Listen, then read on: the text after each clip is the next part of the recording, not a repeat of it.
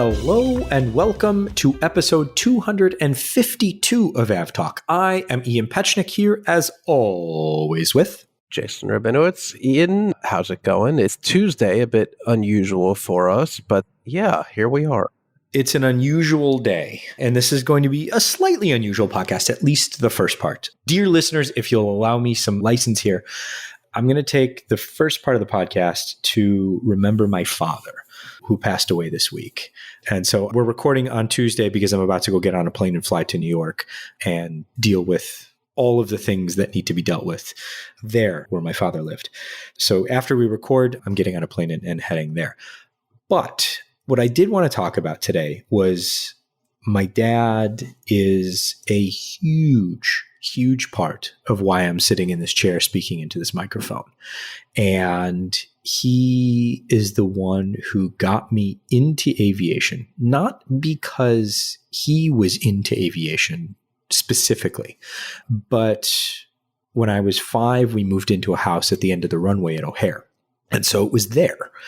And I grew up with planes coming over the house at all hours and being in the backyard playing ball with dad. You know, we would stop and look at the planes coming over at a few hundred feet and marvel at those, what were then extremely loud planes. And I learned how to tell time because we would count how long it was in between the aircraft.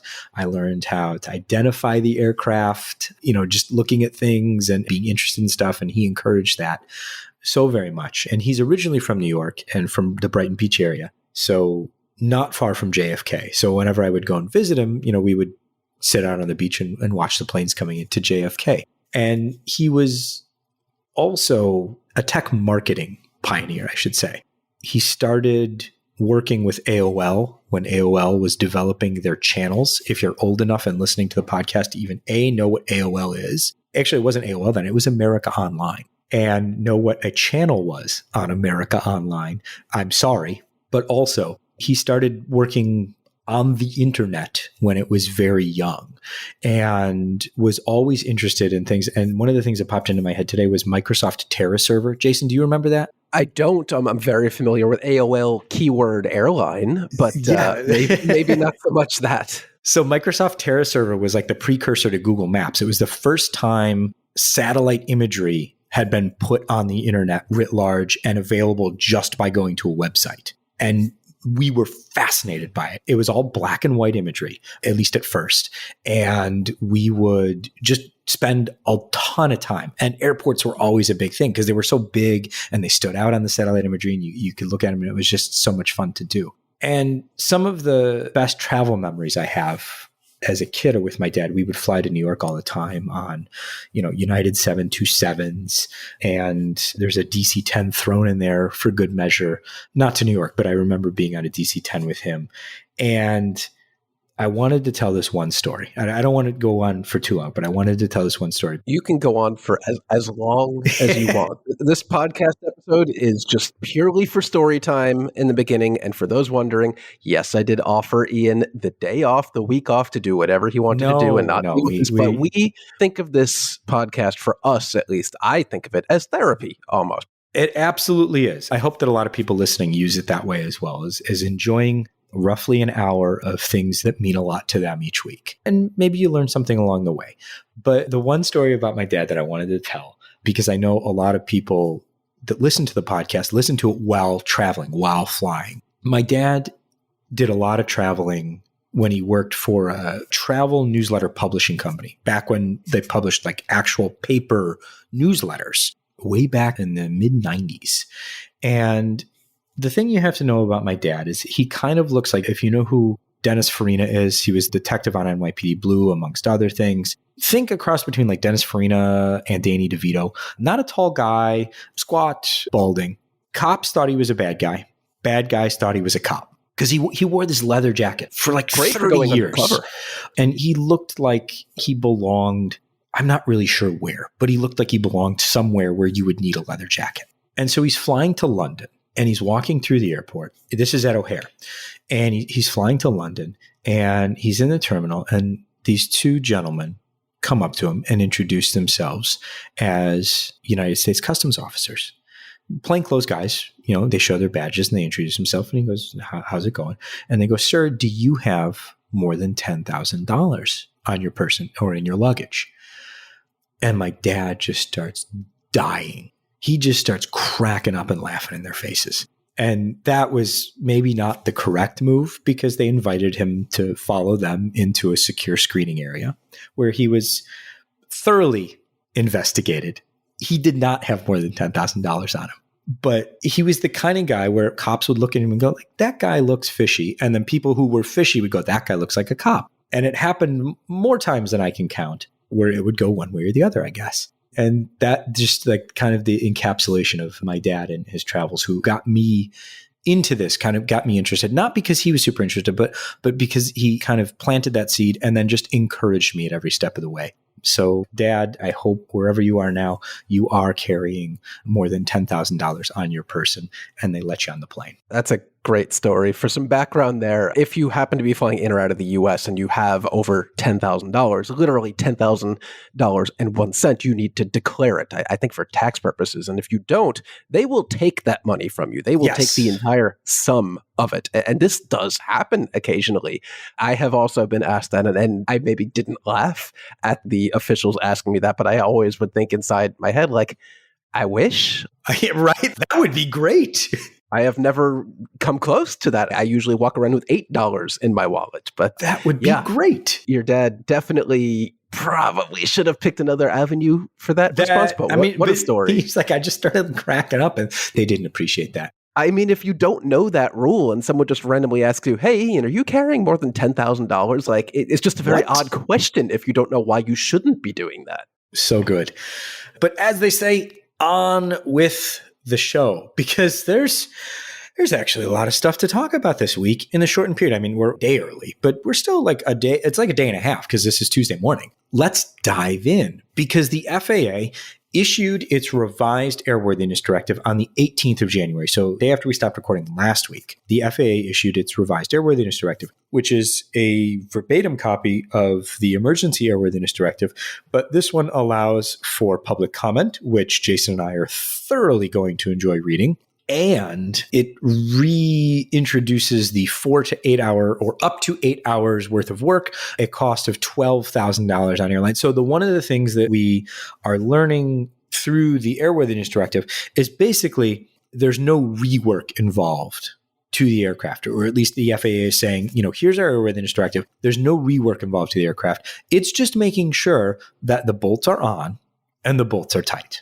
Yes, and that inspection will cost about $12,000. And so we thought to ourselves, okay, with the airworthiness directive out, that means that the FAA has approved a method of compliance for the airlines to perform the inspections and to begin work. Because the day before, the FAA had announced that the 40 preliminary inspections, the 20 United aircraft, 20 Alaska aircraft, had been completed. So we thought, okay, preliminary inspections are done. We're reviewing the data. Oh, look, here comes the revised airworthiness directive, which is not an EAD anymore. It's not an emergency airworthiness directive. It's just a straight up airworthiness directive. That means things are moving forward.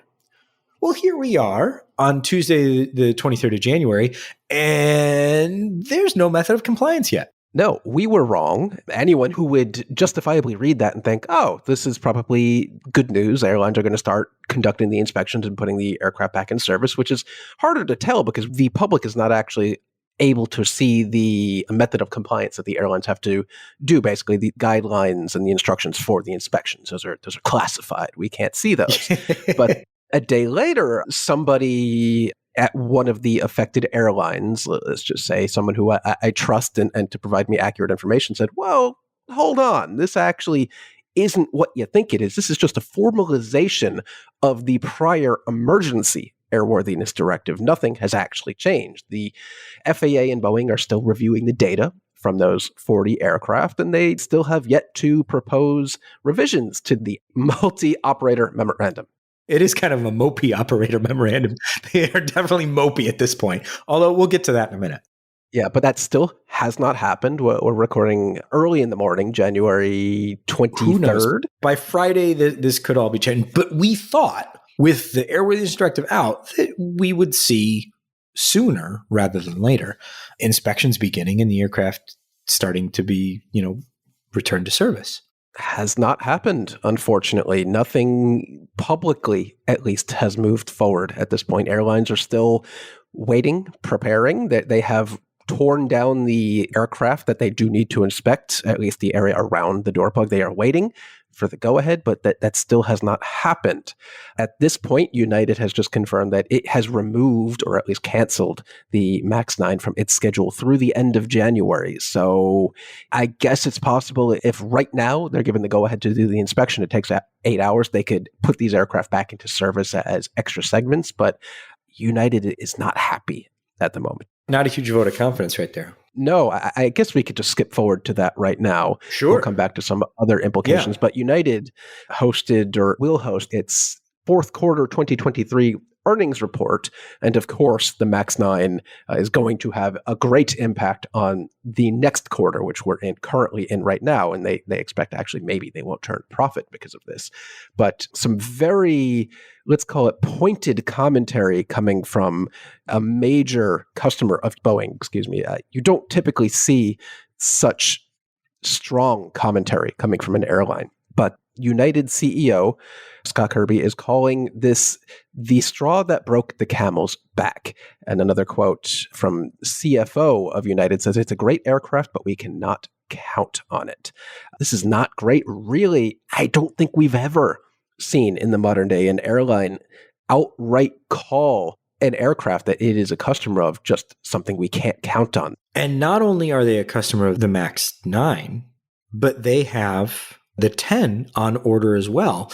And they're basically discounting that is going to be in their fleet when they were expecting it. Yes, so United had big plans for the MAX 10. That was supposed to be its new domestic premium aircraft, replacing the 757, and it would have an actual full business class on board like the 757s do. Those plans are so in question now that United is actually having to draw up, at least on paper, alternate plans of what would we do? What do you do? What do we do if the MAX 10 can never be delivered or can't be delivered for such a long time that we need to do something because our 757s are 30 years old and they need to go?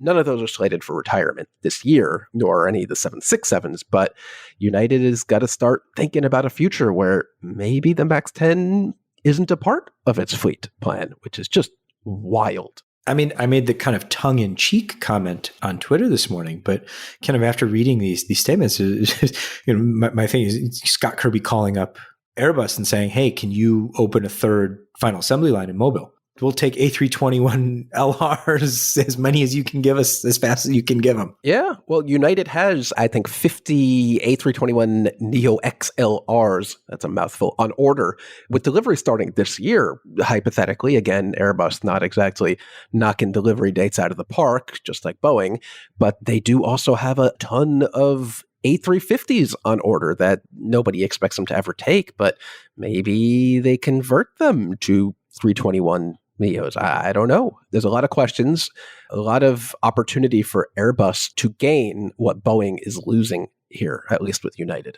Yeah, I mean, there's been a lot of talk about market share in the past few weeks as both Boeing and Airbus announced their final year-end tallies of orders and deliveries. And the comment about that Airbus, or that an analyst made, I forget exactly which analyst was, but a few years ago, how they saw Airbus going to 60% market share. And Randy Tinseth at the time, who was Boeing's chief, I forget his exact title, but basically chief airplane salesperson, said that was ridiculous. And sure enough, here we are with Airbus for narrow body, 60% market share.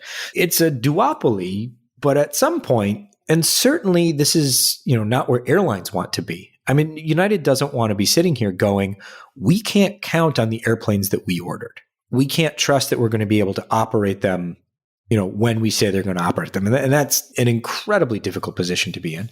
Well, that has also, we're long past that point. Reading CNBC article this morning from Leslie Josephs, who's been on the show before, she points out that in August 2018, Scott Kirby, the then United's president, announced the 100 order for the 73 MAX 10. Those are supposed to be flying in 2020. We're 4 years down the road, and we still don't know when or if those aircraft will be certified entering service at United. So forget that you can't count on them being delivered on time. We're almost half a decade beyond that original point.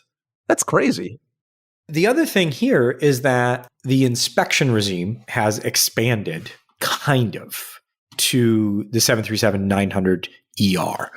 So the FAA announced, and this is a fun thing, like 10:30 at night on a Sunday, sent out a safety alert for operators.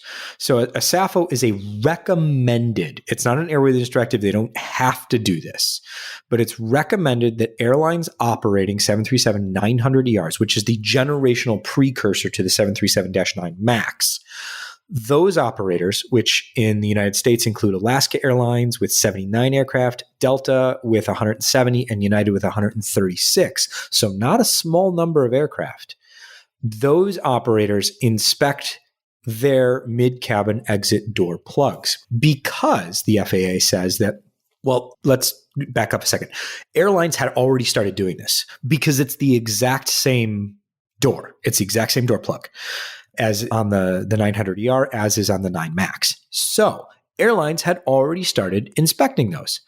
And the FAA says that some operators have conducted additional inspections on the 737-900ER mid-exit door plugs and, quote, have noted findings with bolts during the maintenance inspections.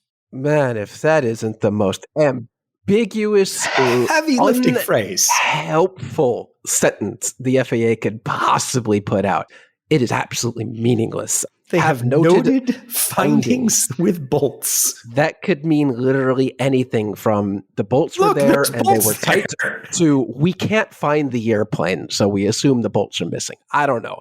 It's a ridiculous statement, but you have to read between the lines there. I don't think they would be saying anything here if airlines hadn't reported something.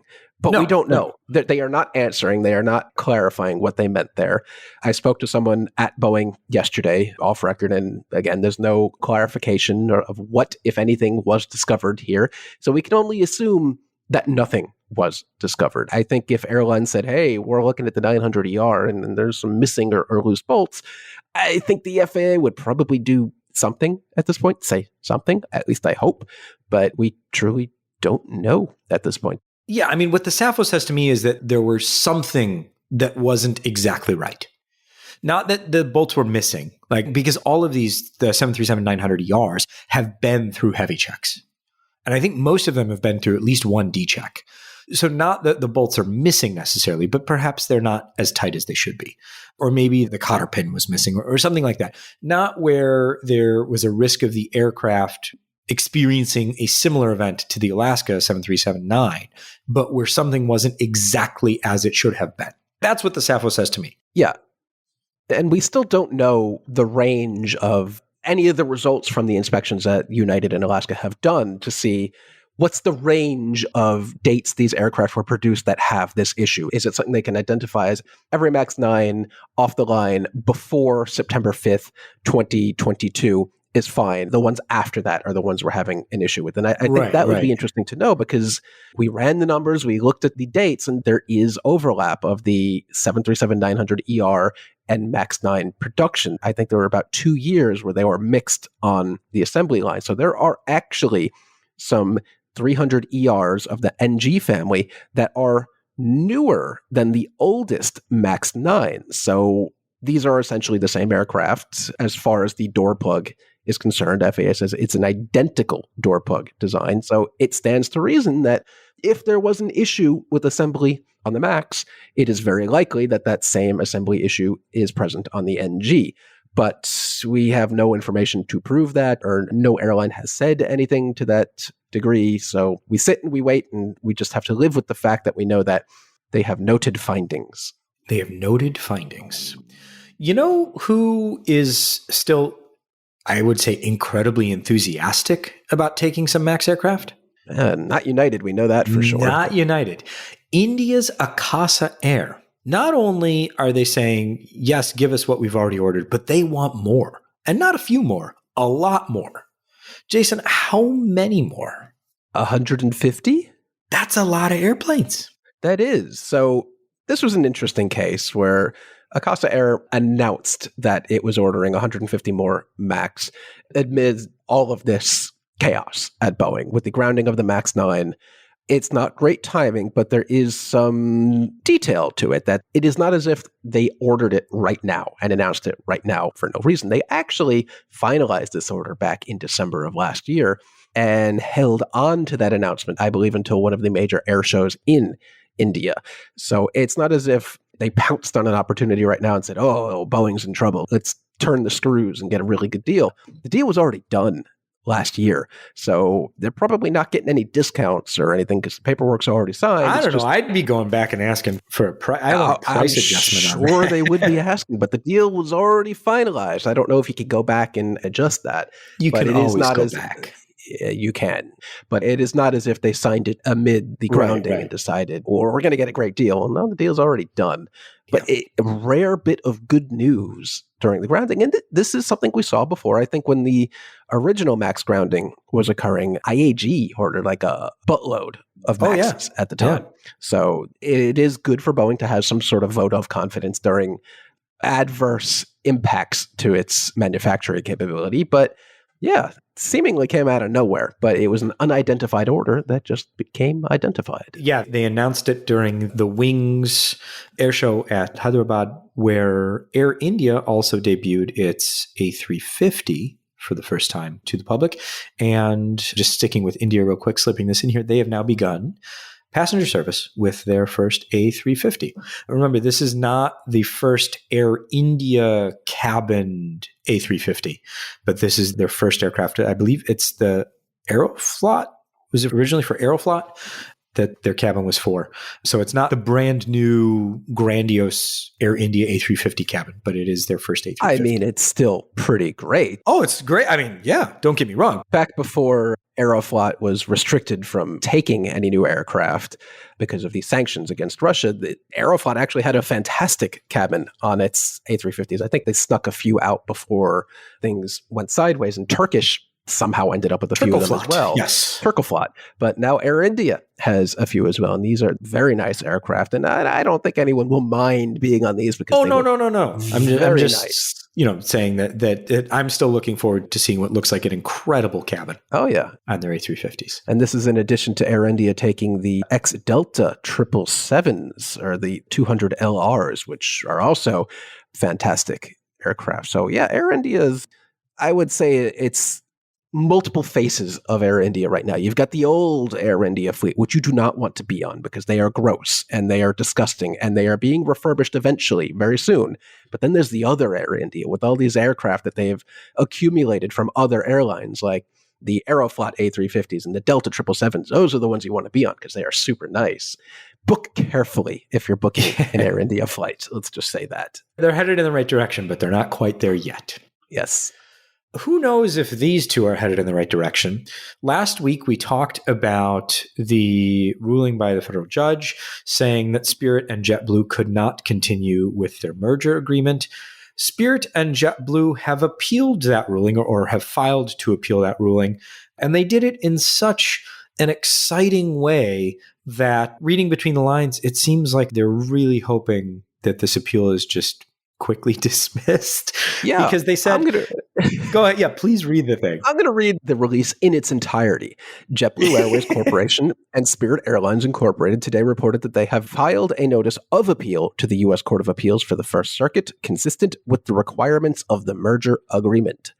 Okay, there's no editorialization there. They're not saying we will vigorously fight this because we believe the court ruled in error or anything. It's just, we're going to do it because the lawyers tell us we have to do it. Exactly. Okay. All right. Ian, I have breaking news. Yes, give it to me. Breaking news. We just one topic away from having a really nice segue, but WestJet just announced today the acquisition of 5 brand new Boeing 737 MAX 8 to its fleet for delivery in 2025. So it is not just one Indian airline announcing 737 MAX orders right now. We have a Canadian airline in the mix. There you go. Yeah. Let's talk about the Cessna 208 that landed on the highway this week, because that was quite the event. A Southern Airways Express Cessna 208 shortly, and I mean shortly after takeoff from Washington Dulles Airport, landed on the Parkway, basically next to the airport. They hooked a left turn and landed. It did not get far, did not make their way away from the airport in any way, shape, or form, but quickly came down on the Parkway, landed safely, 2 crew, 5 passengers, everyone walked away. And as always, a fantastic job by the crew getting the aircraft down safely and communicating. My favorite thing about this is one of the pilots is, calling Dulles Tower saying, hey, mayday, mayday, mayday, we're on the ground. Controller goes, you're on the ground? Where are you on the ground? And they go, we're between the Wendy's and the Aldi. Oh, yeah, I know exactly where that is. Yeah, and they were close enough that the controller could turn around in the tower and go, oh, okay, I see you. Yeah, I mean, if you're from that area, you know exactly where this is. This is right on the perimeter of Dulles. I've probably been here myself, at least passing through, maybe on a bus going to the Udvar Ozzy Center. I don't know. Yeah, I don't know. But this is more complicated than you would think. This is a very built-up area around Dulles, or it has become a very built-up area, and they would have to contend with all sorts of things like very tall, high-voltage, high-tension power lines and traffic lights and roadway signs and all sorts of things. So it's not as easy as identifying the Loudoun County Parkway and saying, I'm going to set down there. No, there's a lot of crap in the way on that road, and thankfully they were able to get it on the ground without hitting anything. I think they may have ended up leaning against the guardrail, which is exactly what it's supposed to do. I mean, kind of what's incredible to me is they came down along the Parkway runs south. What are my directions here? It kind of jogs around the airport perimeter where it turns from south to kind of southwest a little bit before turning back due south. And they kind of took the turn right around Yardley Ridge Drive. There's kind of a sweeping left turn if you're headed in the southbound direction. And they did a nice job setting it down right off the approach. I mean, so the parkway that they landed on is the border to the airport proper. I mean, there's like a forested area off the airport property, but it's basically the border of the airport. So they did not make it far. Yeah, that airport is massive. If you've ever seen Die Hard 2, you know how big it is. You know how big it is. You know already. You don't have to go. But there's a massive forested area around that airport. So thankfully they were able to get beyond that, because it would have been a very different story. Different story. Yeah. We don't know what happened, why it happened, how it happened, but the NTSB is investigating. Yep. And as soon as they know, we'll relay that. The NTSB is also investigating the air return of an Atlas Air 747-8F to Miami earlier this week. Atlas Flight 95 was scheduled to fly from Miami to San Juan. They departed. Shortly after departure, the number 2 engine, so the inboard left engine, began emitting sparks and flames. They returned to the airport very quickly, and upon landing, it was discovered that there was a softball-size hole in the top of the number 2 engine. So something came out of it. That's the interesting. NTSB is investigating, and we'll hopefully find out what came out of it. Yeah, if you find, I don't know, an engine fan blade somewhere around the airport, let the NTSB know. Be good to understand what came out of that particular engine. Sticking with cargo, this is becoming an interesting theme, because we've got certain airlines saying what Cargojet is saying and saying, forget it, we don't want these airplanes. And then there are other cargo airlines saying, yeah, no, keep them coming. So Cargojet has said they were contracted for 777 converted freighters, and now they're saying, never mind. Yeah, they ordered a few of these conversions, I believe, of 200 LRs and some 300 LRs in the aftermath of COVID. 300 ERs. 300 ERs, yes. Where the big twin, where freight operations during COVID and in the years after was just an exploding segment of the market. But that has cooled down tremendously to the point where Cargojet says, maybe we don't want any of these anymore. And to quote, they say it is a result of slowing global air cargo demand. So I don't know what the status of some of these aircraft are. I think some of them are in process of being converted or already have, and they will figure out how to place those elsewhere. But they might have some trouble doing that, especially with other airlines like FedEx, I think, has a big chunk of its fleet parked right now because there just isn't demand for it. So we'll keep on that one because I'm sure it'll swing back the other way eventually. To close out the show, I thought we could talk a little bit about some interesting things that happened over the weekend. Storm, I don't know when we started naming storms that weren't hurricanes, but apparently that's a thing now. So I'm just leaning into it. I'm just going to go with it. So Storm Isha, hit Ireland and the UK over the weekend. Super strong winds. I think there were winds over 99 miles an hour, which I guess would make it winds of 100 miles an hour in some points. And that led to a number of interesting diversions because the nearby airports filled up rather quickly, said we're closed for diversions, so you're going to have to go further afield. So there was a Ryanair flight from Lanzarote to Dublin that diverted to Bordeaux. There was one, which is just a kind of a really egregious example, a Ryanair flight from Copenhagen to Dublin, flew to Dublin, did a couple misapproaches, diverted to Manchester. 4 hours later, took off from Manchester, circled near Dublin, waiting for the weather to clear. That wasn't going to work out. They tried an approach at Belfast. That didn't work out for them. So they diverted not back to Manchester, but this time they went to Liverpool. And 3 hours after they landed at Liverpool, we got a tweet from someone on the plane said, we're still on the plane. So I, to this day, don't know if they ever made it off the plane. Yeah, that's not something you want to be involved in, especially if you're flying on Ryanair.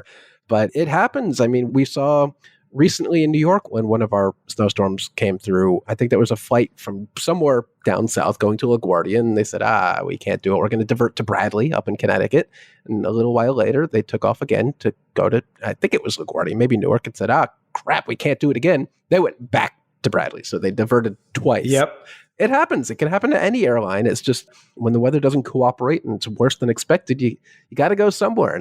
I'm not picking on Ryanair here. I mean, there were EasyJet diversions. There were all KLM, all sorts of diversions. So definitely not just a Ryanair thing. But that, I think, was the most egregious. But good job to everybody for handling that as best they could. And I hope those passengers eventually got to Dublin. Well, or maybe they're back in Copenhagen, but we'll never know. This has been episode 252 of AvTalk. Thank you all so much for making it to the end of the episode and indulging me a little bit at the beginning. We do appreciate you listening, and we hope that you're enjoying the podcast. And we'll be back next week with a regular episode on a regular day and hopefully just talking about airplanes. I am Ian Petchnick here, as always, with Jason Rabinowitz. Thanks for listening.